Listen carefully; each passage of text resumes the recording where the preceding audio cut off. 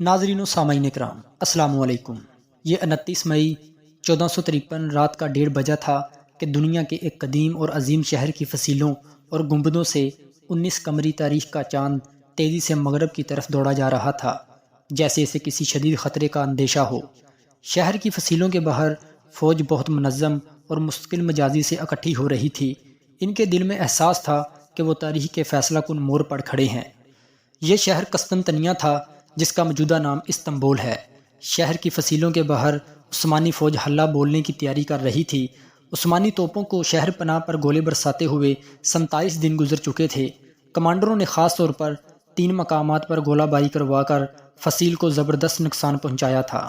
21 سالہ عثمانی سلطان محمد ثانی غیر متوقع طور پر اپنی فوج کے اگلے مورچوں پر پہنچ گئے تھے۔ انہوں نے فیصلہ کر لیا تھا کہ حتمی یلغار فصیل کے وسطی حصے سے کی جائے گی، جس میں کم از کم 9 شگاف پڑ چکے تھے۔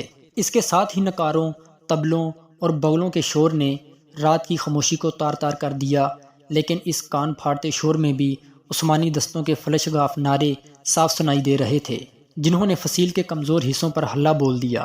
ایک طرف خشکی سے اور دوسری طرف سے سمندر میں بھی بحری جہازوں پر نصب توپوں نے آگ برسانا شروع کر دی تھی۔ بازنطینی سپاہی اس حملے کے لیے فصیلوں پر تیار کھڑے تھے، لیکن 1.5 ماہ کے محاصرے سے ان کے حوصلے پست ہو گئے تھے۔ ہر فرقے سے تعلق رکھنے والے عیسائی اپنے صدیوں پرانے اختلافات بھلا کر ایک ہو گئے تھے، اور ان کی بڑی تعداد شہر کے سب سے بڑے اور مقدس کلیسا حاجیہ صوفیہ میں اکٹھی ہو گئی تھی۔ دفاعی فوج نے جان فشانی سے عثمانیوں کی یلغار روکنے کی کوشش کی، لیکن اتلولی طبیب نکولو باربیرو، جو اس دن شہر میں موجود تھا، لکھتا ہے کہ سفید پگڑیاں باندھے ہوئے حملہ آور جانساری دستے بے جگر شیروں کی طرح حملے کرتے تھے، اور ان کے نعرے اور طبلوں کی آوازیں ایسی تھیں جیسے ان کا تعلق اس دنیا سے نہ ہو۔ روشنی پھیلنے تک ترک سپاہی فصیل کے اوپر پہنچ گئے تھے۔ اس دوران اکثر دفاعی فوجی مارے جا چکے تھے، اور ان کا سپہ سالار جیوانی جسٹیانی شدید زخمی ہو کر میدان جنگ سے باہر ہو چکا تھا۔ جب مشرق سے سورج کی پہلی کرن نمودار ہوئی تو اس نے دیکھا کہ ایک ترک سپاہی کرکو پورتا دروازے کے اوپر نصب بازنطینی پرچم اتار کر اس جگہ عثمانی جھنڈا لہرا رہا تھا۔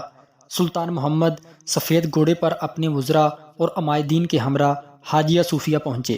صدر دروازے کے قریب پہنچ کر وہ گھوڑے سے اترے اور گلی سے ایک مٹھی خاک لے کر اپنی پگڑی پر ڈال لی، اور ان کے ساتھیوں کی آنکھوں سے آنسو جاری ہو گئے۔ مسلمان 700 سال کی جدوجہد کے بعد بالآخر قسطنطنیہ کو فتح کرنے میں کامیاب ہو گئے۔ شہر پر ترکوں کے قبضے کے بعد یہاں سے ہزاروں کی تعداد میں یونانی بولنے والے شہری بھاگ کر یورپ اور خاص طور پر اٹلی کے مختلف شہروں میں چلے گئے۔ اس وقت یورپ تاریک دور سے گزر رہا تھا۔ نوجوان سلطان محمد کو، جسے آج دنیا سلطان محمد فاتح کے نام سے جانتی ہے، 29 مئی کی صبح جو شہر نظر آیا، یہ وہ شہر نہیں تھا جس کی شان و شوکت کے افسانے اس نے بچپن سے سن رکھے تھے۔ یہی وجہ ہے کہ یورپ کبھی اسے بھول نہیں سکا۔ ترکی نیٹو کا اہم حصہ ہونے کے باوجود بھی یورپی یونین اسے قبول کرنے میں شیش و پنج سے کام لیتا ہے۔